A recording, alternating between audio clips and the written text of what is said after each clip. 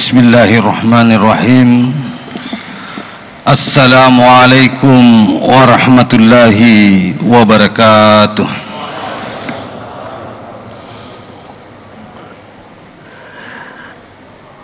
Allahu Akbar, Allahu Akbar, Allahu Akbar, Allahu Akbar. Asyhadu an la ilaha illallah.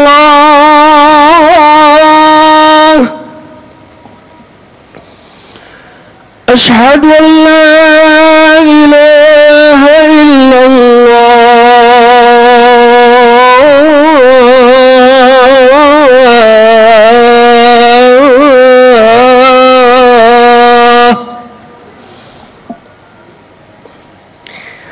أشهد أن محمدًا رسول الله.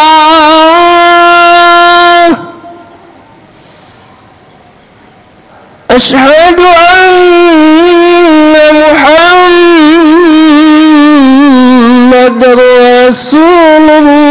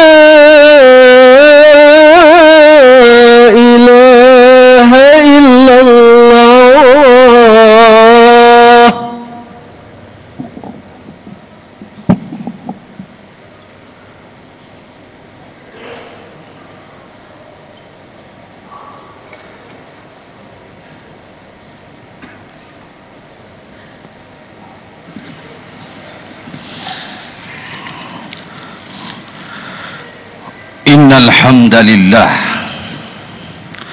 wa inna syukra lillah wa inna tsanaa kullahu lillah nahmaduhu wa nasta'inuhu wa nastaghfiruh wa na'udzu billahi min syururi anfusina wa min sayyiati a'malina may yahdihillahu fala mudilla lahu wa man yudlil fala hadiyalah. Nashhadu an la ilaha illallah wahdahu la syarikalah wa nashhadu anna Muhammadan abduhu wa rasul. Fassalawatullahi wa salamullah ala rasulina Muhammad sallallahu alaihi wasallam wa ala alihi wa ashabihi wa man tabi'ahum bi ihsanin ila yaumiddin. Fa ya ibadallah, innani usi nafsi wa iyyakum bitaqwallah haitsu qala Allah ta'ala jalla wa ala fi kitabihil karim wa huwa asdaqul qailin. A'udzu billahi minasy syaithanir rajim. Bismillahirrahmanirrahim. Ya ayyuhalladzina amanu taqullaha haqqa tuqatih wa la tamutunna illa wa antum muslimun. Summa qala Rasulullah sallallahu alaihi wasallam, ittaqullah haitsu ma kunta watbi' sayyatal hasanata tamhuha wa khaliqin nasa bi khulqin hasana. Amma ba'du. Ma'asyiral muslimin, sidang jamaah Jum'ah rahimakumullah. Alhamdulillah, kita kembali mengucapkan syukur kepada Allah Subhanahu wa taala. Hari ini kita diberikan kesempatan dan waktu untuk mempersembahkan kebaktian kita kepada Allah Subhanahu wa taala, mempersembahkan penghambaan kita kepada Allah Subhanahu wa taala. Tentu penghambaan itu adalah pemberian Allah.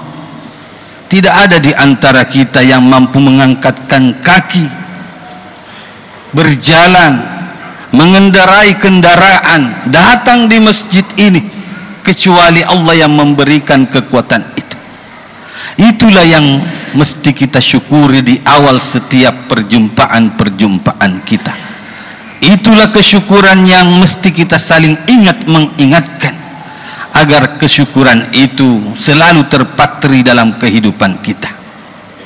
Kemudian salawat dan taslim atas junjungan Nabiullah Muhammad sallallahu alaihi wasallam. Teriring dengan salawat itu, Rasulullah di hari ini memberikan kabar cintanya terhadap kita melalui hadisnya. Aksirus salawatu alayya inda yaumil jum'ah. Perbanyaklah bersalawat kepadaku di hari Jumat. Salah satu di antara keberuntungan bersalawat di hari Jumat, tidak ada di antara mulut ini mengucapkan Allahumma salli ala Muhammad kecuali kalimat itu dihantarkan kehadiran di hadapan Rasulullah sallallahu alaihi wasallam. Tidakkah kita merasa rindu ketika suara kita sampai di hadapan Rasulullah? Tidakkah kita merasa rindu agar Allah Subhanahu wa taala memberikan kesempatan kepada kita untuk membersamai Rasulullah sallallahu alaihi wasallam di syurganya kelak? Allahumma amin. Ma'asyiral muslimin sidang jamaah Jum'ah rahimakumullah. Di awal kita sedikit merefleksi Ramadan kita. Ada sebuah kalimat pepatah tua di dalam kerukunan keluarga kita orang Bone. Bahkan di antara kita sudah sering mendengarkan pepatah ini. Lele bulu telele abiasang. Bahkan kalimat ini banyak anak muda kita lupa dengan kalimat itu. Lele bulu maksudnya bukit itu berjalan, gunung itu berjalan. Orang tua dahulu kita itu sudah tahu bahwa gunung itu bergerak dari peredaran bumi ini. Makanya dia mengucapkan kalimat itu, lele bulu telele abiasang. Tetapi adat istiadat seseorang itu sulit untuk berubah. Ini kalimat pepatah dan diprediksi orang tua kita, pendeta kita sudah sejak lama, bahwa sulit merubah adat seseorang. Tapi apa yang terjadi tatkala rahmat Allah Subhanahu wa taala datang kepada kita, tatkala pertolongan Allah datang kepada seseorang, idza jaa nasrullah, kopoleni pertolongan Allah Subhanahu wa taala, didatangkan Ramadan itu, dan apa yang terjadi? Orang yang tidak pernah datang salat berjamaah sebelum Ramadan, labuk-labuk bawa midilona masjid. Tapi tatkala Ramadan tiba, masih gak midat, ayo mina cepami, mau mitarwi orang. Siapa yang menuntun mereka berubah? Allah memberikan jalan kenikmatan dalam beribadah. Bahkan Rasulullah dengan hadisnya mengiklankan, mengumumkan di bulan Ramadan di awal, syaitan dibelenggu, semua pintu surga dibuka. Maka orang yang tidak pernah mendengar azan rindu sekali dengan suara azan, apalagi kalau dibuka. Masih kan maka ini tubang padahal bukan banna tapi loni buka. Tetapi itu adalah nikmat Allah Subhanahu wa taala yang Allah datangkan. Dan apa efeknya? Efeknya adalah perubahan dari desa yang sepi masjidnya menjadi gegap gempita dengan riang, dengan kenikmatan beribadah bersama. Allah datangkan. Itulah yang disebut dengan An-Nasr, pertolongan besar Allah Subhanahu wa taala. Yang jadi masalah, maukah kita mendapatkan pertolongan Allah sepanjang masa dalam kehidupan kita? Pasti kita menginginkan pertolongan Allah dalam hidup ini sepanjang masa. Tiba-tiba kita butuh pertolongan dan Allah mampu memberikan pertolongan itu. Dan kuncinya ada di surah An-Nasr. Idza jaa nasrullahi wal fath. Tatkala pertolongan Allah itu datang dan dibukakan pintu-pintu kebaikan. Wa ra'aitan nasa yadkhuluna fi dinillahi afwaja, dan tatkala itu berbondong-bondong orang memasuki yang namanya keislaman. Ini tentang kisah Fathul Makkah, ketika Nabi mulai berjuang dan di ujungnya diberikan kemenangan, dibukanya kembali Fathul Makkah. Fathul Makkah adalah kisah abadi Rasulullah sallallahu alaihi wasallam dalam bentuk mudik. Siapa bilang Rasulullah tidak pernah mudik?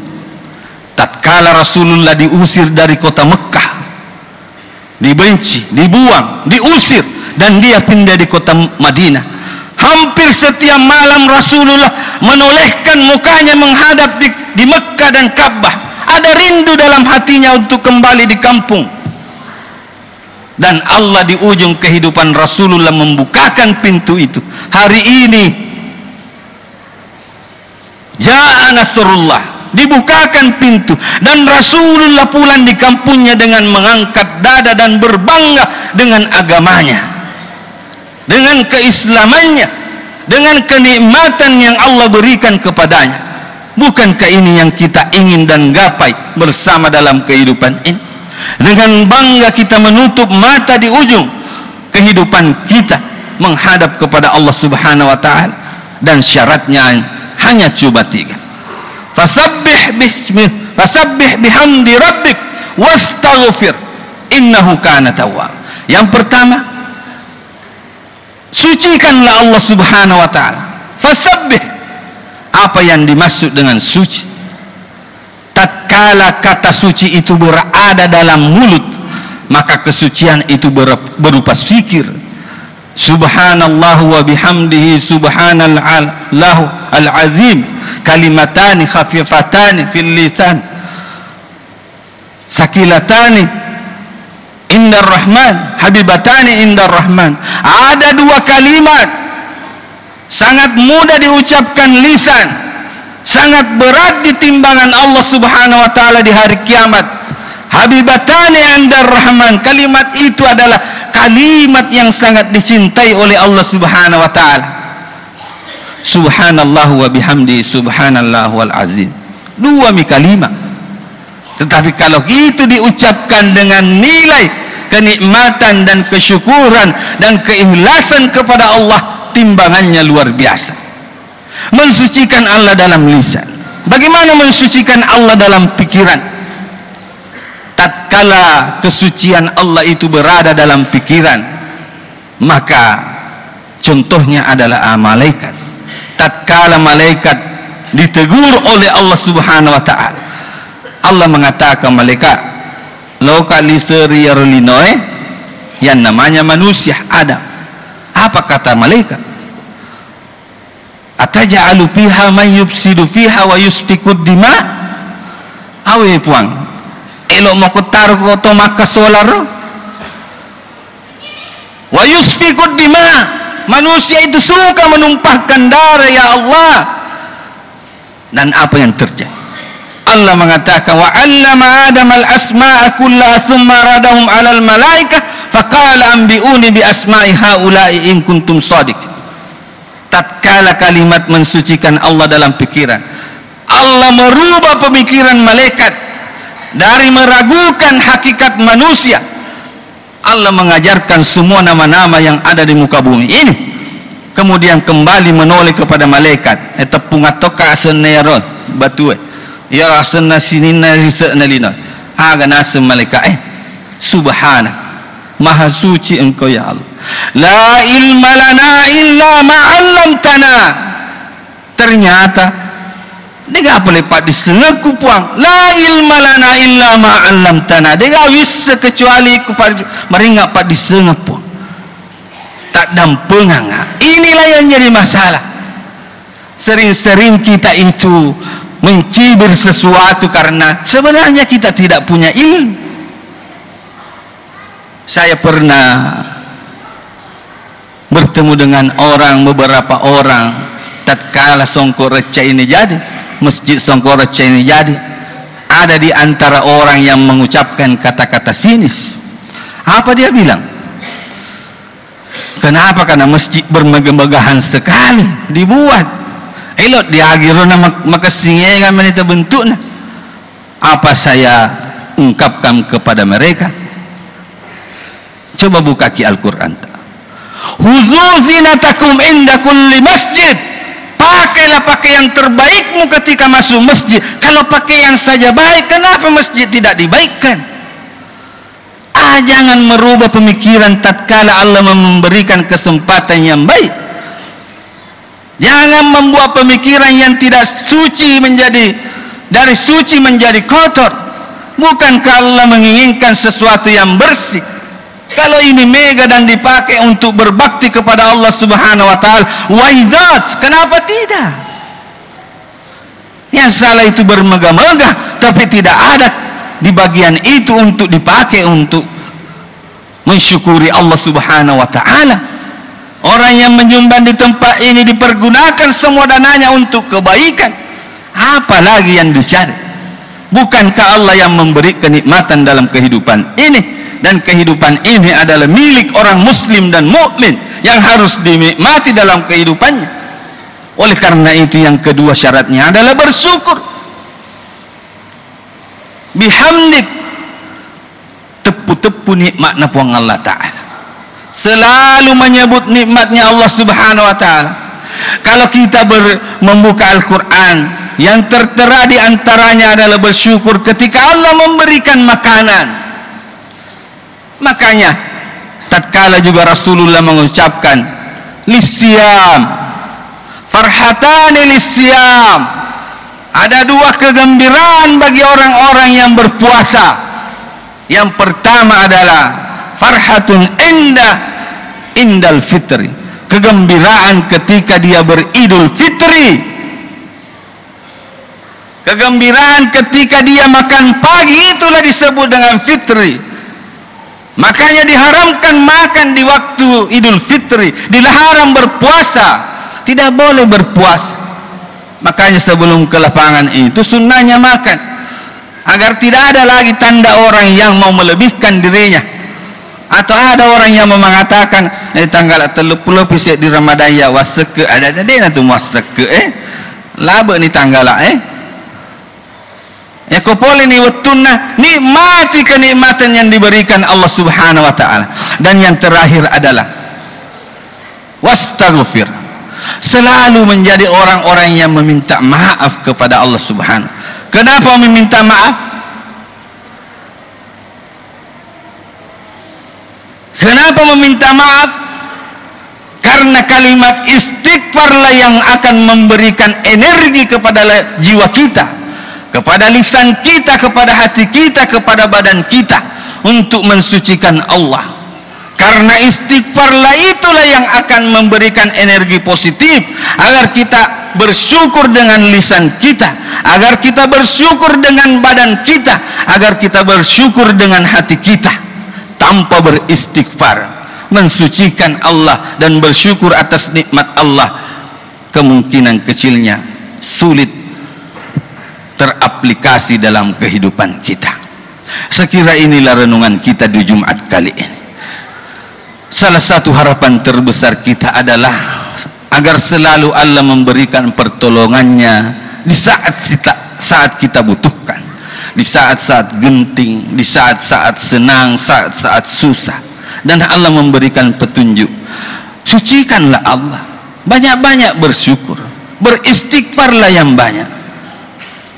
Fazkuruni askurkum, ingatlah saya, washkuruli wala takfurun, bersyukurlah kepada aku dan jangan menjadi orang yang kafir. Wa qalilum min ibadiyas syakirin, sungguh terlalu banyak di antara hambaku yang tidak bisa menjadi orang yang bersyukur. Oleh karena itu, mari kita selalu berdoa, berharap Allah memberikan kenikmatan itu. Itulah yang diajarkan oleh Rasulullah sallallahu alaihi wasallam kepada sahabatnya Mu'adz, dan kita baca di akhir tahiyat kita. Allahumma a'inni ala dzikrika wa syukrika wa husni ibadah. Ya Allah, tolonglah saya, a'inni, bantu ka puah aja memang nadeta, bantu ka a'inni ala zikrik, jadikan saya orang yang suka berzikir, wa syukrik, dan orang yang suka mensyukurimu, wa husni ala ibadah, dan menjadi orang yang terbaik dalam beribadah. Barakallahu li wa lakum fil Qur'anil azim, wa nafa'ni wa iyyakum bima fihi minal ayati wa dzikril hakim. Aqulu qawli hadza wastaghfir, innahu huwal ghafurur rahim.